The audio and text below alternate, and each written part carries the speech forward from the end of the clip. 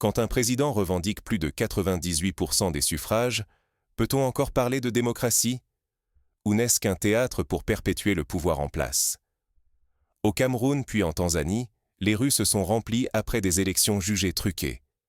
La riposte fut immédiate. Couvre-feu, coupure d'Internet, arrestation arbitraire. Les principaux opposants n'ont pas pu concourir. Arrêtés ou intimidés, ils ont laissé le champ libre à une victoire attendue. Pourtant, malgré la peur, des milliers de citoyens ont osé réclamer leur droit à choisir. Si cette mascarade devient la norme, les Africains risquent de perdre bien plus qu'un simple bulletin. Leur pouvoir de décider s'éteint, étouffé par la force et le silence. Mais comment ce verrouillage démocratique s'est-il imposé? Pour le comprendre, il faut observer les mécanismes qui étouffent toute concurrence. Encore une fois, le même scénario se répète sur le continent africain. Regardez le Cameroun. Depuis plus de 40 ans, Paul Biya tient le pays d'une main de fer. Même quand la colère gronde, son pouvoir demeure. L'opposition subit arrestation, interdiction, intimidation, tout est fait pour l'étouffer. En Tanzanie, le parti Chama cha Mapinduzi règne depuis l'indépendance en 1961. À la dernière présidentielle, Samia Suluhu Hassan a remporté l'élection sans réel suspense, après avoir éliminé l'opposition. Dans ces deux pays, opposants arrêtés, partis dissous, militants traqués, le pluralisme politique est démantelé. Les élections deviennent de simples rituels, sans surprise. Ignorer ce contexte, c'est accepter que le vote ne compte plus et que la voix citoyenne s'efface. Mais pourquoi ces dérives persistent-elles, malgré l'aspiration des peuples? L'histoire récente éclaire ce blocage. Lorsque le choix disparaît, la frustration monte. Au Cameroun comme en Tanzanie, le problème central est le verrouillage du système. La quasi-totalité de l'opposition est écartée, parfois arrêtée sans motif. La population est privée d'alternatives. Pour empêcher la contestation, les autorités coupent Internet, plongeant des millions de personnes dans le silence.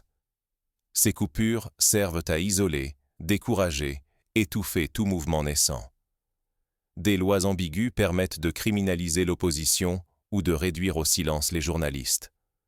S'exprimer, manifester ou informer devient risqué. La répression augmente lorsque la colère s'exprime. Les dernières manifestations ont entraîné arrestations et morts. À chaque scrutin vidé de sens, la confiance en la démocratie s'effrite. Conséquence: la société oscille entre désespoir et radicalisation. Quand la voie du changement se ferme, certains s'éteignent, d'autres se radicalisent. Pourtant, malgré la chape de plomb, des voix se lèvent. Jusqu'où ira ce bras de fer? Dans ce climat tendu, chaque geste de contestation prend une importance immense. La moindre étincelle peut tout faire basculer. Et si ce mouvement annonçait l'aube d'une transformation profonde? Les protestations qui secouent aujourd'hui le Cameroun, la Tanzanie et d'autres pays ne sont plus isolées. Elles résonnent désormais du nord au sud du continent africain. Ce n'est plus seulement le rejet d'un dirigeant.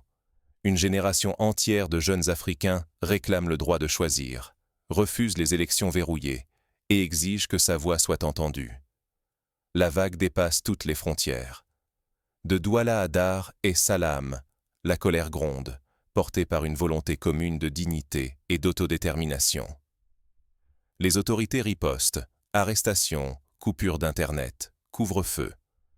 Mais le mouvement n'a jamais été aussi massif, ni aussi panafricain. La communauté internationale ne peut plus détourner le regard.